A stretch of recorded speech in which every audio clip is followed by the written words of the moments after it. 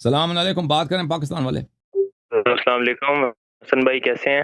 اللہ تعالیٰ کا بڑا احسان ہے۔ حسن بھائی، میرے آپ سے کچھ سوالات ہیں، اہل سنت سے میرا تعلق ہے۔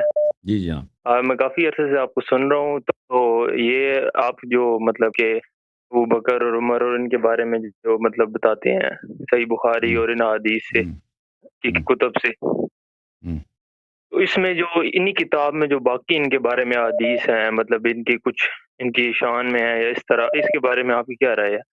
تو دیکھو میرے بھائی، میرے محترم عزیز، اگر ان کو حکومت ملی ہے نا، تو ہر حکومت کے لیے پروپیگنڈا سب سے اہم چیز ہوتی ہے۔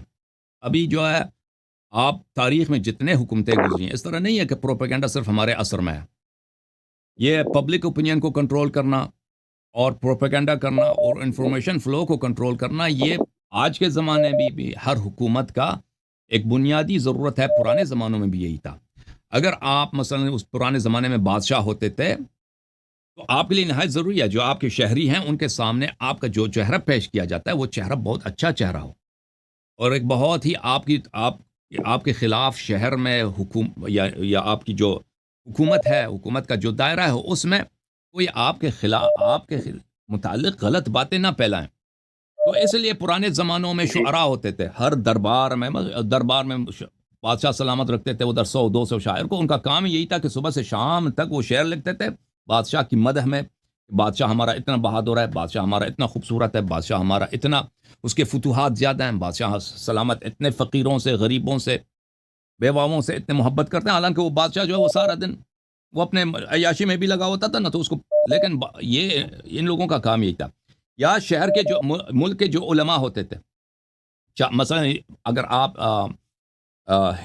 مغل امپائر میں چلے جائیں، اس زمانے میں مختلف شہروں میں امام جماعت ہوتے تھے، خطبے دیتے تھے، نماز جمعہ وغیرہ، یا مثلا ہندو پنڈت ہوتے، تو ان کے ذریعے بادشاہ کے لیے لوگوں کے ذہن کو نرم کرنا اور ان میں حمایت پیدا کرنا، ان کے ذہن میں بادشاہ کے لیے محبوبیت اور پاپولیرٹی پیدا کرنا، ان کا کام یہی تھا۔ تو ابو بکر عمر کو اس بات کا بخوبی پتہ تھا۔ دیکھیں، آپ لوگوں کے ہاں ابو بکر عمر کی جو حکومت بنی ہے، اس کے بعد جو جتنے حکومتیں آئی ہیں، ان سب کا، جتنے حکومتیں آئی ہیں ان سب کا پالیسی یہ رہا ہے کہ ابو بکر کی اور عمر کی خلافت کی تقویت کیا جائے، تائید کیا جائے، تصحیح کیا جائے۔ خلافت بنی امیہ بھی یہی تھا، خلافت بنی عباس بھی یہی تھا۔ کیونکہ ان کو بخوبی پتہ تھا، ابو بکر عمر کو بھی پتہ تھا، عثمان کو بھی پتہ تھا، بنی امیہ کو بھی پتہ تھا، اور اسی طرح بنی عباس کو بھی پتہ تھا کہ یہاں پہ مسلم کمیونٹی میں جو شیعہ ہیں، یہ لوگ اپنے ائمہ کو امامت و خلافت کے حقدار سمجھتے ہیں، اور ابو بکر اور عمر اور ہماری حکومت کو یہ باطل سمجھتے ہیں۔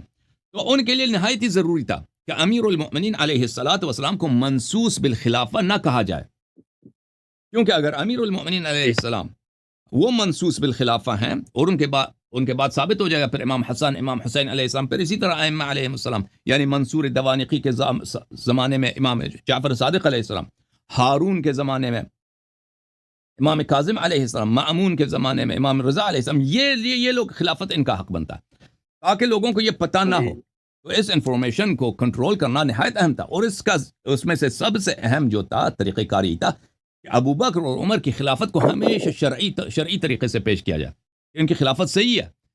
یہ ان حکومتوں کے لیے، جیسے ابھی فرض کریں حکومت رشیا کی جو حکومت ہے، اپنی ہر حکومت کی ایک لیجیٹمیسی ہوتی ہے، ایک ایسے چیزیں ہیں جو جن کی وجہ سے وہ حکومت لیجیٹمیٹ ہے، یا حکومت پاکستان ہے لیجیٹمیٹ ہے، تو وہ اور اس لیجیٹمیسی انفارمیشن کی بنیاد پہ ہوتی ہے، معلومات کی بنیاد پہ ہوتی ہے۔ اگر لوگوں کو اتنے شک ہو جائیں، لوگوں کو ایسے معلومات ملیں کہ ہماری حکومت ہی یہ غلط حکومت ہے، تو پھر وہ اپنی حکومت کو نہیں مانیں گے، حکومت کمزور ہو جائے گا بلکہ گر جائے گا۔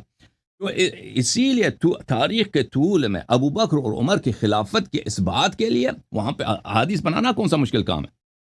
حدیث بنانا کون سا مشکل کام ہے؟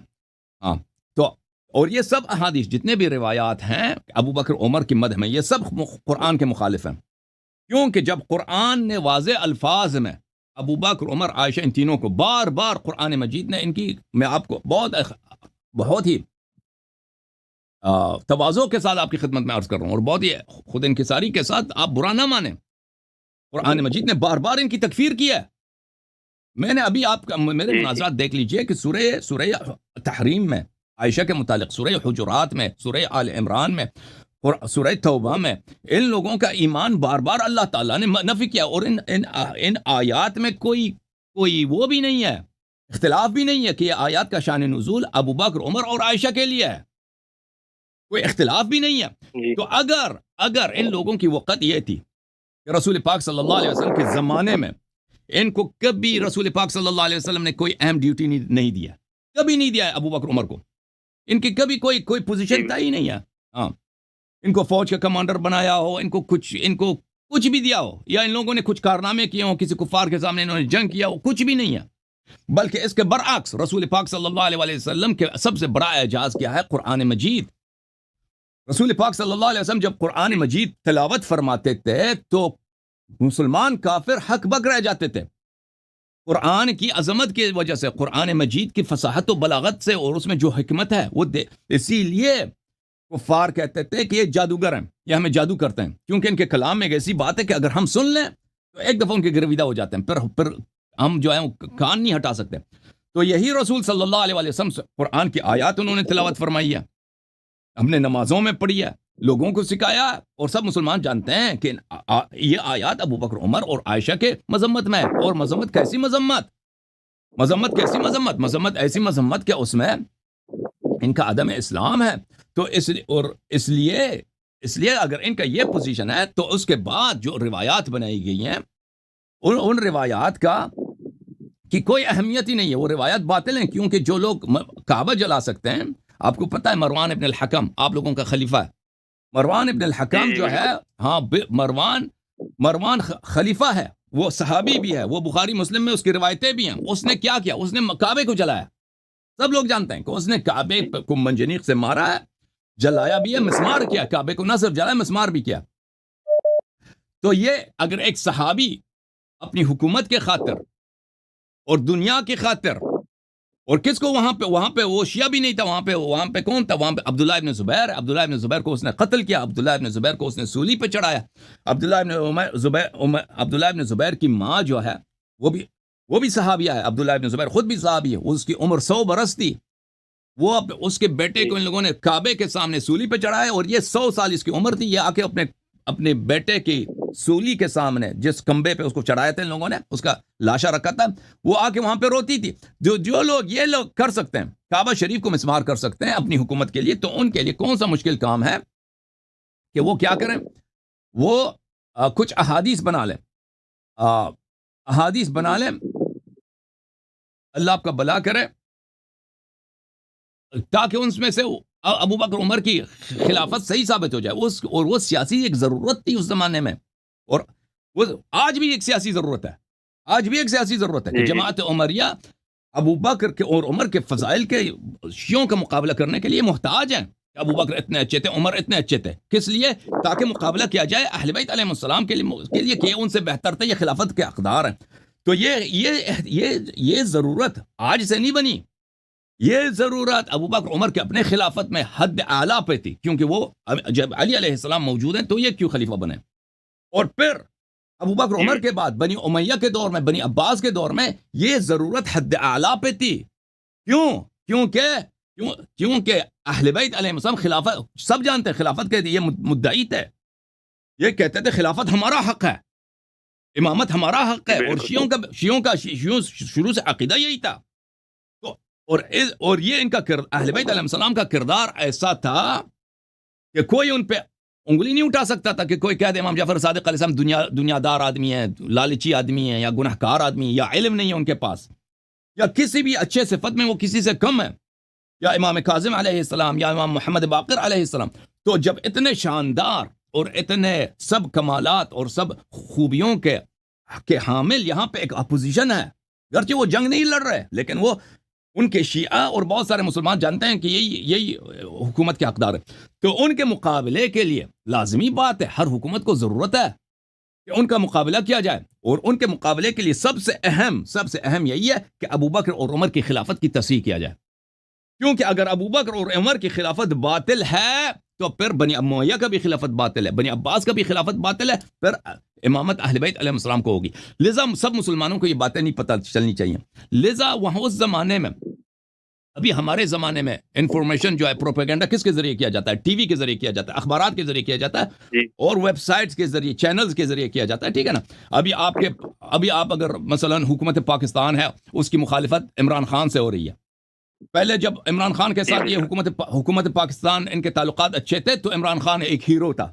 آج سے 5 سال پہلے جب اس کو ووٹ دلانے کی ضرورت تھی تو عمران خان ایک ہیرو تھا, عمران خان ایک سیویئر تھا پاکستان کو, یہ پاکستان کو نجات دینے والا ایک فرشتہ تھا.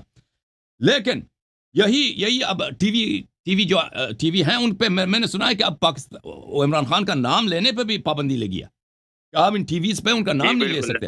ہاں, اور کتنے چینلز, یوٹیوب چینلز ہیں جو ان کا کام ہی یہی ہے کہ وہ عمران خان کے خلاف, پی ٹی آئی کے خلاف بات کریں, اور اخبارات وغیرہ وغیرہ میں. تو یہ کوئی حادثاتی بات نہیں ہے, یہ لوگ سب ایک دفعہ جو ہے وہ عمران خان کے مقابلے میں آ گئے, کیونکہ ہم جانتے ہیں کہ حکومت پاکستان کے لیے, سب حکومتوں کے لیے انفارمیشن کا کنٹرول کرنا اور پبلک اوپینین کو کنٹرول کرنا یہ ان کے لیے نہایت اہم ہے. اگر پاکستان کے لوگ اپنی فوج سے متنفر ہو جائیں تو پاکستان کی فوج پاکستان پہ 1 مہینے بھی حکومت نہیں کر سکتی, وہ ختم ہو جائے گا. تو اس لیے ان کو اپنی طرف رکھنا, چاہے جھوٹ کے ذریعے چاہے سچ کے ذریعے. اور جو بھی فوج کی مخالفت کرے اس کو آپ جو ہے نا اس کو ایک بوت بنا کے ایک برا کردار کشی کر کے اس کو پیش کرنا. تو یہ آج کے زمانے سے نہیں ہے. ہمارے زمانے میں انفارمیشن فلو چینلز کے ذریعے ہوتا ہے, سوشل میڈیا کے ذریعے ہوتا ہے, ٹی وی پروگرامز کے ذریعے ہوتا ہے, اور اخبارات جرائد کے ذریعے. پرانے زمانے میں کس کے ذریعے ہوتا تھا؟ پرانے زمانے میں اس طرح نہیں تھا. پرانے زمانے میں مساجد کے ذریعے ہوتا تھا, خطبات کے ذریعے ہوتا تھا, اور نقل احادیث کے ذریعے ہوتا تھا. پرانے یہی چیزیں جو آج کل آپ کے یوٹیوب چینلز کر رہے ہیں نا, بنی امیہ کے دور میں, بنی عباس کے دور میں, اس زمانے میں لوگوں کو اگر کسی چیز کی ترغیب دینا ہو نا تو احادیث اس پہ نقل کرا دو. اس زمانے میں یہی کام جو آج یوٹیوب چینلز کر رہے ہیں اور صحافی کر رہے ہیں, اس زمانے میں مسجد کے خطبہ انجام دیتے تھے.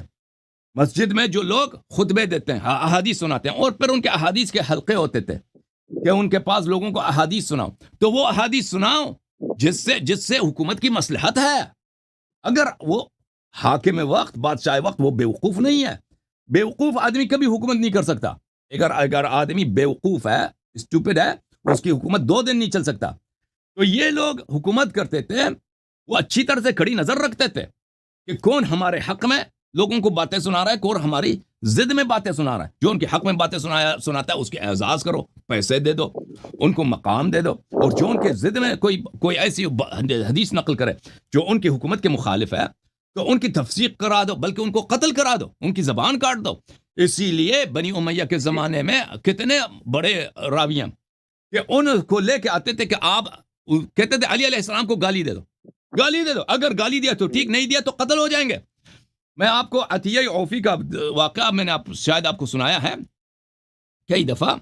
عطیہ العوفی یہ بہت بڑا محدث ہے اپنے زمانے کا, بنی امیہ کے زمانے میں, اور اس کے احادیث بہت زیادہ ہیں آپ لوگوں کے کتب میں, سنن نسائی میں, ترمذی میں, ابو داود وغیرہ میں.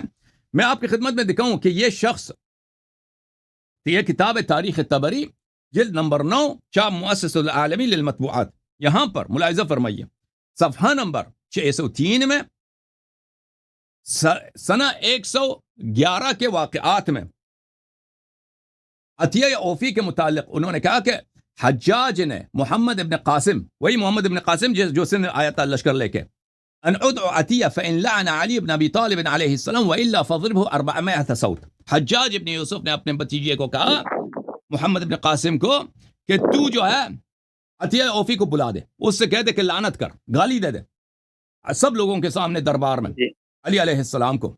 اگر نہیں کیا تو اس کا سر ٹنڈ کر, اس کے سر کو شیو کرو اور اس کو 400 کوڑے لگا دو. اور 400 کوڑا, کوئی ایک کوڑا جو ہے نا آپ کی چیخ آسمان کو نکل جاتی ہے.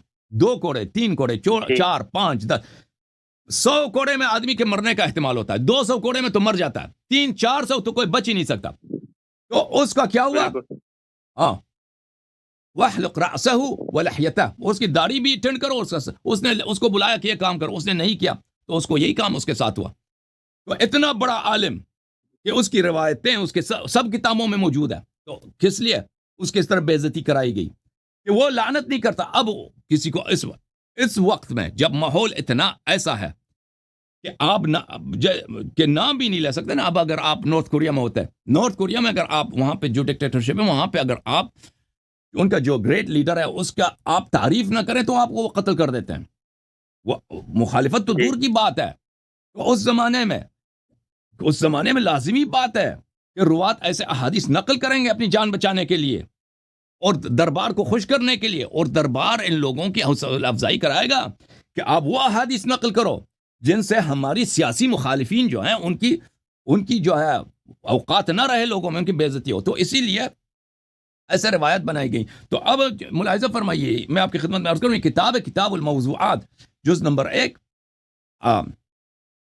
ابن جوزی صاحب کی, یہاں پر بس میں دو جملے, صفحہ نمبر 303 میں باب فی فضل ابی بکر, ابو بکر کے فضائل میں موضوعات غلط احادیث.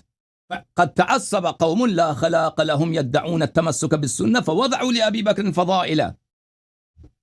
ہمارے محدثین نے جن کا ایمان نہیں ہے انہوں نے ابو بکر کے لیے کیا احادیث وضع کی ہیں, اور کس کے لیے؟ شیعوں کا مقابلہ کیا جائے. یہ جو انہوں نے کہا نا کہ اس لیے انہوں نے کیا ہے کہ شیعوں کا مقابلہ کیا جائے, تو آپ کی خدمت میں عرض یہ ہے کہ یہ صرف شیعوں کے مقابلے کے لیے محدثین نے نہیں کیا ہے, بلکہ حکومت وقت کی حکومتوں نے اپنی سیاسی مفادات کے لیے انہوں نے ابو بکر عمر کی فضائل بڑھانے چڑھانے میں انہوں نے بہت بڑا کردار ادا کیا, اور یہ احادیث سب باطل ہیں کیونکہ قرآن کے مخالف ہیں. جی سر آپ بولیں. مجھے آپ کا یہ سارا سمجھ آ گیا, مطلب ان کا جو فراڈ اور پروپیگنڈا جو بھی ہے. تو میرا دوسرا سوال یہ ہے, جوم جاؤ پرواز کرو, کیوں فخر سے سر اٹھا, کیونکہ اللہ تعالیٰ نے تمہیں انتخاب کیا. صراط حق پر صرف تم ہو, صراط ایمان پر صرف کیا, کیونکہ اللہ تعالیٰ نے تمہیں انتخاب کیا. صراط حق پر صرف تم ہو, صراط ایمان پر صرف